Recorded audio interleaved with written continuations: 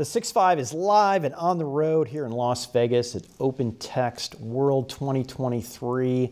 Daniel, I love events, but you know the events I love the most are the ones where we're talking AI, and also the ones that You're hanging with me? make it, well, yes, but also the ones that, I don't know, make us look smart. Like when you and I were talking all the time about having your data estate and your information estate in line before you can do anything useful with generative AI. And imagine that, here we are at OpenText World. Yeah, just when you think there may not be a solution for all the solutions, you run into a solution that might be the solution for all the solutions. You got that? Yeah, can you say that 3 times fast? Peter Piper picked it. Okay. All right, no, but seriously, it's been a really good couple of days. And as analysts, you know, we spend a lot of time trying to understand what all the different companies across the tech landscape are doing. And when you're a company that focuses on B2B and enterprise, you really have to consider right now what these enterprises are up against. I heard you ask a 17-part question yesterday, and you were really focused on the conversations that you and I have with these CIOs and CTOs. And the truth is that they all have solutions being put in front of them. And when AI is done in any one of those solutions, they're pretty comfortable with how that works. But then all of a sudden, when they're looking across all the data in their estate and they're trying to figure out how to manage that information and use AI, they become more confused. And I think some of the answers were revealed here, at least some of the potential answers. They were, and at the end of the day, when it comes down to those product and services, it's Muhi, Chief Product Officer from OpenText. Welcome to the 6.5. Thank you. Thanks so much for having me. Absolutely, and I mean, you have a massive job trying to coordinate all of these different products and then having to put this AI layer on top of it. So congratulations on the big launch day. Having been an ex-product guy, I do know that it doesn't stop at launch. In fact, some things are just beginning, but I did want to say congratulations. Thank you so much. Yeah. Thank you. Yeah. So you've had a big year. You've doubled the size of the company, made an acquisition, MicroFocus. I'd love to start there. Okay. Talk a little bit about how such a large deal, with all that's going on across the data and information landscape, has evolved, changed, shifted the ethos of MicroFocus. Yeah, that's a great question. Keeping the customer centricity that OpenText is famous for is very important for us. From day one, when we announced the intent to acquire MicroFocus, we really looked at how best our customers can benefit from and started putting the plan. On January 31st, when the acquisition was complete, bringing the employees together from the combined company and communicating a message that says customer is first, value in everything we do. It doesn't matter what department you're in, marketing, R&D, at the end, everything we do have to bring value to a customer or to their users. It allowed our team to focus. The second point is bringing our portfolios together. One of the best things that happened for OpenText is there was very little overlap. OpenText before MicroFocus had no DevOps cloud. No competition internally at OpenText. It was clear, keep it focused on customer value. OpenText had no idle platform for AI, had no Vertica database for columnar trillion rows as Mark highlighted in his keynote. Again, it was very easy to marry that with our Magellan product to give Vertica and IDLE the studio to develop dashboards and predictive intelligence. So those things really helped us in bringing the teams together very quickly. And then it was a matter of sitting in a room with our CEO for 3 days. And I remember it was a cold day in Provo, Utah. We sat in the MicroFocus headquarters in the US, and we had a 3-day offsite. And out of that offsite came a clear set of priorities, many of which you saw on stage today. Some you will see on stage in my keynote tomorrow. I appreciate that. It was a great explanation, kind of an insight. I've never heard the inside story of that. As I started off, doing products is hard. And not only is it integrating companies that have been acquired, there's organic innovation, right? There's partner innovation that you bring in. Having such a multivariate and broad product line, I always like to say it's easier to say yes than no to things, right? When you have to make the call on products. Can you boil down what your product strategy is, given you have to serve so many different types of constituents out there? Yes. It really starts with, we are the leader in information management. So everything we do have to tie one way or another back to information. If you look at every one of the acquisition, I could tell you 11 and a half years ago when I interviewed for the job with Mark over a breakfast table, he drew a picture of EIM. At that time, EIM, Enterprise Information Management, was not even mentioned in the industry in 2012. He drew his vision of how he hoped to expand into the different areas of information. If you look at the historical acquisition, GXS brought to us supply chain. Supply chain is all about document. Every transaction, 22+ billion transaction flows securely through our network every 12 months. Fax, digital fax, another acquisition. Security became important. We are to secure and govern that information. Then the acquisition of Actuate came. Then more security acquisition. Then IoT with Covisint out of Michigan, which was very big. Covisint used to be the main supplier of the OnStar system for GM.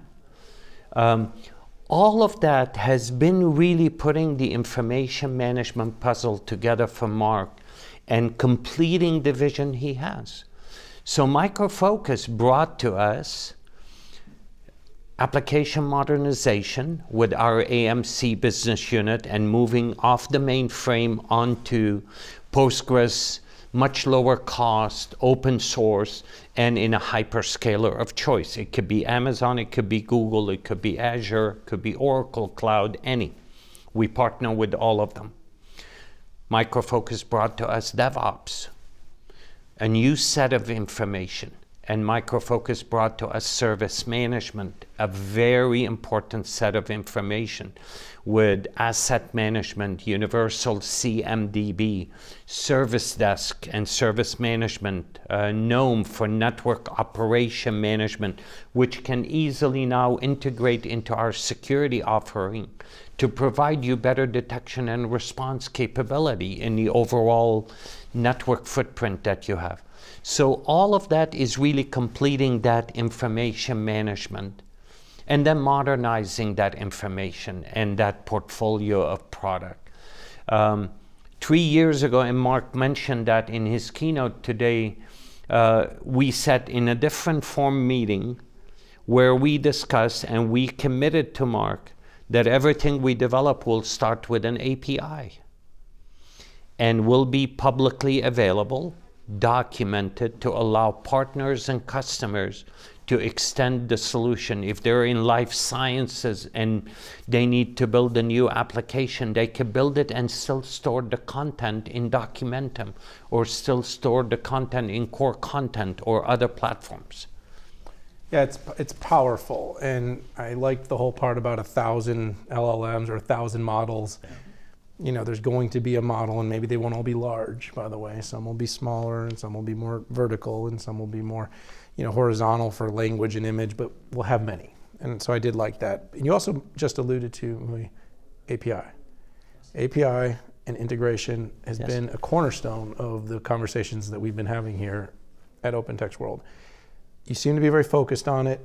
To me, I don't see how you live without it, but talk a little bit about how you see the criticality and the importance of integrations in terms of really helping Aviator and helping OpenText grow its next double, you know, and both inorganic and, of course, organic growth. Another great question. APIs go side by side with an advanced workflow service.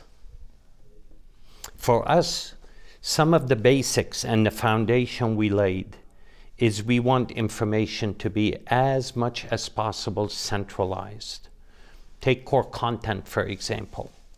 Our APIs are leveraged by 4 or 5 different products, bringing the data into one place, bringing the workflow and the automation and the rules into one place, where now, as you put an LLM and integrate, you have a much bigger set of data. You have the ability to get more trusted and less hallucination from the environment or from the model. And you have a wider set of test data to create analysis and make decisions off of. And that's another point of Mark's vision that we have talked about for many years, and a lot of it is coming to live at this event this week, is the ability to now wrap our different business cloud with specific aviators that could target a use case. If you are a customer that only need the aviator for supply chain to do canonical mapping, I don't want to sell you the global search aviator. I want to sell you, and in 2 weeks, and you heard Mark made that commitment on stage, $350,000, we will commit in 2 weeks to get you up and running. That's why you see those targeted use cases. We want our customers to recognize value in 2 weeks at a very minimal cost. And we're making that commitment. This allows us to then learn from the customer experiences and decide how we advance our IoT and search and other global aviators through connectors to touch more data sets. I love it. My company and myself, we've researched probably 250 different AI solutions crossing IaaS, PaaS, and SaaS, all the way from consumer to hardcore enterprise, large enterprise. And I love the starter kit that you put up there, right? It's one thing to be a starter for, hey, I've got all my data already in this SaaS environment, and let's just flip the switch to do something different. But literally the offering is a grounds up, million documents, and I thought that was very impressive. The other part of researching all these different solutions is sometimes differentiation is hard to distinguish, okay? And I'm curious if you could turn up the contrast ratio on Aviator. How is Aviator different from other types of enterprise B2B types of solutions related to AI? I think the one differentiator that I see in our business aviators is they're only targeting our cloud, our data sets. I believe we are the expert in content cloud. We know content better than any other company. We have the privilege of serving 20, 30,000 of the largest enterprises in government. We understand the life cycle of content from however you get it, an email, like customers like the Department of Interior moving 120 million email per month into our platform. We understand if you get the content in fax and you have to do capture and screen recognition. We understand that. Targeting our aviators to our expertise, we believe could get you the best data return in decision making and in analysis. Marrying that with our Vertica, Magellan, and IDLE platform allow us to then give you predictive intelligence. As you build historical data, I could give you better and better predictive intelligence. So you're focused on value. You've said that a few 100%. times throughout this presentation, Muhi, and I appreciate that. You've simplified an offering and you're giving people the keys and say, million documents, 350K, we'll get you started, we'll get you up, we'll get you running. Giving people a real compass. 2 weeks too. Aviation, navigation, compass. Let's just keep with the theme here. Let's keep going. But value is measured in different ways. It's not only monetary and spend in time, but those are certain metrics. As you continue to build the Aviator and on the business aviators, the technology aviators, and you expand upon this platform, like, how do you envision being able to help your customers, derive the value of partnering with OpenText and continuing to build on the Aviator platform? Yeah, 100% agree. Value is not only dollars and dollar saving. And as Mark highlighted in his keynote, the value can go up depending if a customer says, I want 10 million document or 100 million document, that value and the costs of storage go up. The dollar is not everything we look at. We look in the value we provide. If our Aviator could provide a company of 1,000 employees 1% of productivity improvement, that's like getting 10 people free now doing extra innovation for whatever your company is doing. What does that mean to me? Because guess what? I'm going to be the first customer of our DevOps Aviator. I have 8,300 engineers in 30 plus countries. If I could gain 1% productivity improvement, that's like having 83 engineers are building new aviators for me without going for extra budget. So it's not only dollar. We look for efficiency. We look for productivity. We look for speed of getting answers. If I can now take that to, we have 130,000 customers that we have the privilege of serving. Those customers have 100 million users that touch one or multiple of our products. If each one of these customers can gain a 1% productivity improvement, because I'm not making them wait on the support phone line, and my Aviator, my service management Aviator answers the question. That's really, really good. If my DevOps Aviator can do my test cases, which we will demonstrate on stage tomorrow in my keynote, that's wonderful, because now I can upskill my QA engineers to become coding engineers building some of these. So the benefit comes in multiple ways, and from industry to industry, the benefit changes.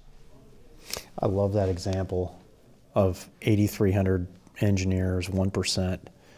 I love that. I haven't heard it as succinct as that, but that's kind of where the rubber meets the road for any business. Makes me think of probably 2 decades ago, there was a commercial from Xerox, name we don't hear much anymore, and it said, we solved this problem and it saved a nickel. And they go, it saves a nickel, and they showed the IT person saying, we do, this many million transactions a day, and we just say, but that's kind of the era we're in right now. Is like, if we can find small, there's this kind of economy of scale that it creates, and it's almost can become exponential as it grows, both what we can be productivity-wise, but also what we can create efficiency-wise. But OpenText will not stop there. Our aviators, and I think Mark touched on that in his keynote today, we will have version 2 of our aviators and version 3, and we'll have new aviators. Now, I'll give you another example that will, for me, will be very, very important. Supply chain, again, 22 billion transaction flows through our network, $6.5 trillion of commerce around the globe moves through our network every 12 months trailing. Picture if I can now, my Aviator can integrate through connectors into logistics, into weather pattern, and into financial system. And let me give you an example. I'm Nestle, or I am any coffee company. I buy my coffee beans supply from Brazil, Colombia, Kona, Hawaii, and Java, Indonesia. Now there is a typhoon in Indonesia in South China Sea. My ships will be delayed 6 weeks. If that integration through the Aviator, and the Aviator can look at weather patterns and can look at things, and then the Aviator can look at financial and currency exchange and say, I think your best bet is to buy it from Kona. That becomes that AGI that Mark was referencing in his keynote, where the machine is now not only helping you with the decision, but making that decision for you and giving you the option to say, no, I don't want, I still want to buy it from Brazil. Yep. But it at least gave you a decision. That's, I think, the future, what Mark was referencing in his keynote earlier today. It's great power of systems and combinations, and Muhi, I think that's a great way to end our conversation here, but it is so powerful how all this can tie together to help companies deliver the results to their shareholders, to their employees, and of course to their customers. So thank you so much. Agreed. Thank you so much. All right, everybody, you heard it here. We are at OpenText 2023 in Las Vegas. It's been a great time, Patrick Moorhead. We've talked to some of the most important executives and leaders here at OpenText, and we hope that you've enjoyed these conversations. Check them all out. If you have the chance, hit that subscribe button if you haven't already, and stay with us for all of our 6.5. But for now, Pat, we gotta go. We'll see y'all soon.